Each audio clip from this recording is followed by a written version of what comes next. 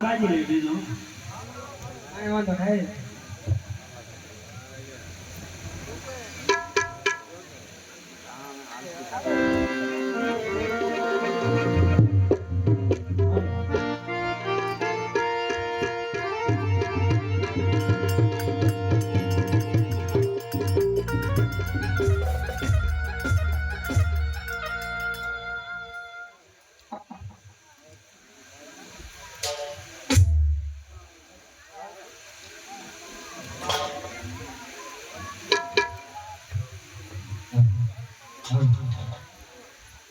અમારે આખરી ગામના નિયમ પ્રમાણે એક મંડળના બે સભ્ય આવે છે. ગુપ્તદાનની જોડી, જે જોડીનું મહત્વ, ગુપ્તદાનનું મહત્વ એવું હોય છે કે રૂપિયો 2 રૂપિયા 5 રૂપિયા 50 રૂપિયા જે કાંઈ તમે યથાવત તમારી શક્તિ પ્રમાણે જે કાંઈ દાન કરો એ તમે અને અખિલ પ્રમાણમાં મારી આપ્ય છે. અને એ દાન એવું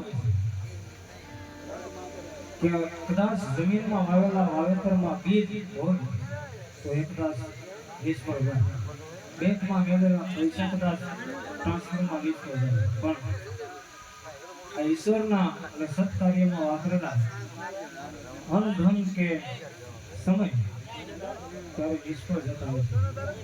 એક જ કારણ કે આ પ્રાઇવેટ બેંક છે, તમારા પોતાની સ્વયં બેંક છે, આમાંથી કોઈ લાભ મુક્તિની કાંઈ આઠાનો કાઢી નથી.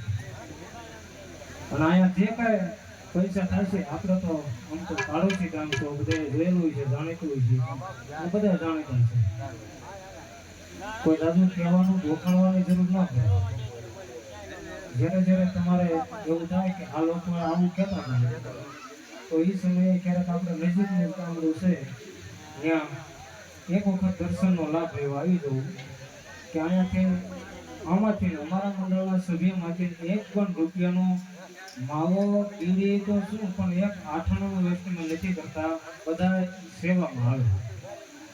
કોઈને 1 પણ રૂપિયો દેવામાં નથી આવતો કે સિવાય સાજી જાય.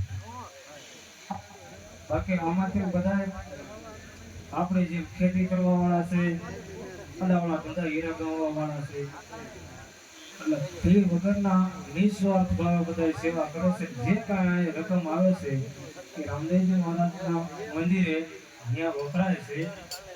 અને એ વપરાશ તમારે જોયું હોય તો આજુબાજુ લગભગ બધા જોયેલી છે, એમાં કોઈથી કાંઈ અજાણ્યું છે ને, આપણે બધા પાટણનું કામ. એટલે અમારા મંડળના સભ્ય બે આવે છે, ગુપ્તદાનની થેલી લઈ યથાશક્તિ પ્રમાણે જે તમને ઈશ્વર પ્રેરણા કરે અંદરથી જે ઉભરો લાવે, રૂપિયો 2 રૂપિયા 5 રૂપિયા 50 100 500 તમે જોશો અને રામદેવજી મહારાજ જોશો. આને ગુપ્તદાન કહેવાય. બોલો રામા પીરની જય. બોલો પછી આગળની વાત આગળ એક વખત ઊંચા હાથ કરીને બધા, જો મારો અવાજ જેટલે સાંભળતા હોય એટલે ઊંચો હાથ કરી અને એક વખત રામાપીરને જો માનતા હોય, મને ન માનવું કાંઈ નહીં, પણ જય બોલજો. બોલો રણુજા નારાયણી